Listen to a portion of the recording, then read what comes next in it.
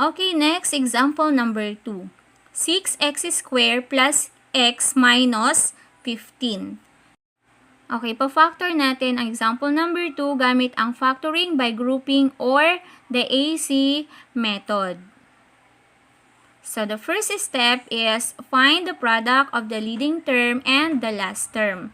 So, ang leading term natin dito is 6x² at ang last term ay negative 15. So, 6x² times negative 15 equals negative 90x².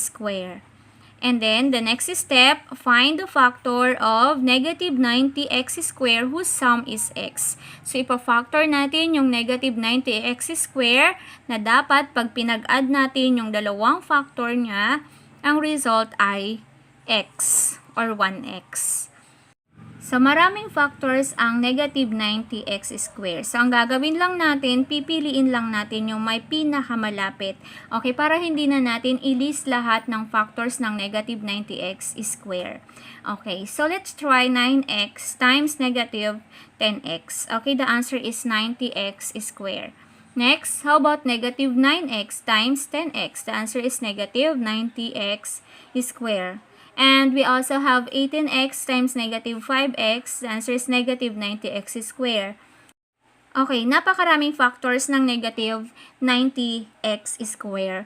So, pipiliin lang natin yung may pinakamalapit na kung saan posible ba yung factors na binigay natin ay pag pinag-add natin is x or positive x ang sagot. Okay, alin kaya dyan sa mga binigay kong factors ang gagamitin natin as factor na ang sum ay x. Okay, so we have negative 90x and 1x. Okay, posible ba na yung negative 90 and 1? Okay, so dapat po pag pinag-add natin yung mga factors na yan, again, ang result is yung nasa middle term ng trinomial which is x. Okay, now let's find the sum of the factors. Okay, add na natin yung 9x plus negative 10x. The answer is negative 1x or negative x.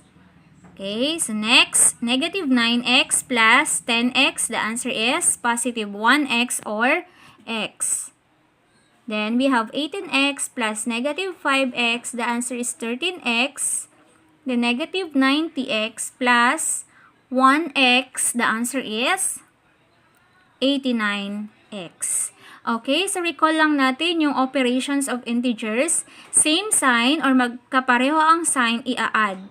Okay, kapag magkaiba ang sign or different in sign, ang gagawin natin is subtract. And then kukopyahin natin yung sign ng mas mataas na number.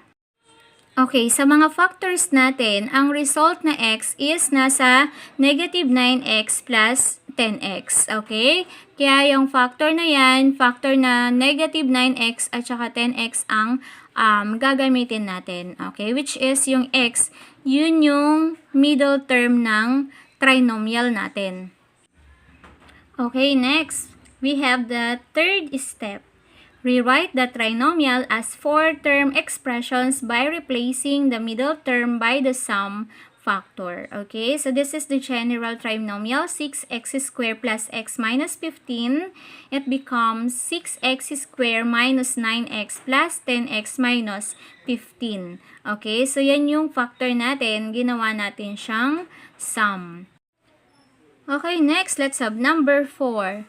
Group terms with common factors. Okay, so alin kaya dyan ang common? Okay, now we have 6x² minus 9x plus 10x minus 15. So, as you can see, common ang 6x² minus 9x ng 3x. 10x minus 15, common sila ng 5. So, ang pagpapartnerin natin is 6x² tsaka 9x, 10x at tsaka yung 15. Okay, so hindi na natin sila i-rumble. Okay, re-rewrite na lang natin. We have 6x² minus 9x plus 10x minus 15. Then, group natin sila. Okay, we have 6x² minus 9x plus the quantity of 10x minus 15. And then, ifo-factor natin yung groups using greatest common monomial factor. So, 3x is the common factor of 6x squared minus 9x. Then 6x squared divided by 3x, the answer is 2x. The negative 9x divided by 3x, the answer is negative 3. And then, yun yung unang factor. And then the second one, the common factor is 5. So, 10x divided by 5, the answer is 2x. The negative 15 divided by 5, the answer is negative 3. Okay, so now we have the factors 3x times the quantity of 2x minus 3 plus 5 times the quantity of 2x minus 3. Okay, and this is now the sixth step. Factor out the common binomial and write the remaining factor as sum or difference of binomial. Okay, ano ba ang common dyan sa dalawa? So, ang common dyan sa dalawang factors is 2x minus 3. Okay, so yan yung common binomial. Yan yung ipo-factor out natin. Okay, which is 2x minus 3. And then, the remaining factors are 5 and 3x. Pagsasamahin lang natin. So, we have now 3x plus 5. Therefore, our factors, the quantity of 2x minus 3 times the quantity of 3x plus 5 is the factor of 6x squared plus x minus 15. Okay, now using the given trinomials, ipa-factor naman natin gamit ang trial and error method. Okay, again, ang factor ng 6x squared plus x minus 15 since quadratic ay dalawang binomial. Okay, gagawa tayo agad ng dalawang open and close parentheses. Okay, next, ipa-factor natin yung first term which is 6x squared. The factor of 6x squared is 2x times 3x. Another one, we have 1x times 6x or x times 6x. And then factor of 15 is 3 times 5. So, i-disregard muna natin yung sign which is negative. Okay, saka na lang natin siya lalagyan ng sign. Okay, so the next step, yung factor na 2x times 3x, ito muna yung gamitin natin. Tetry natin to kung tama ba. Okay, so ilalagay natin yung 2x doon sa first term ng first binomial. Yung 3x doon sa first term ng second binomial. And then, 3, okay, sa second term ng binomial, first binomial, yung 5 sa second term ng second binomial.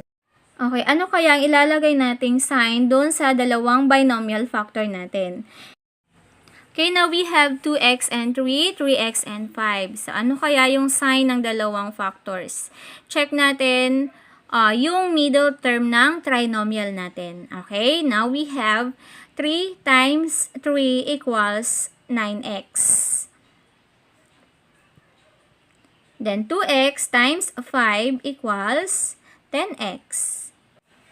Okay, find the sum. Dapat ang sum ng dalawa is yung middle term ng trinomial natin na x.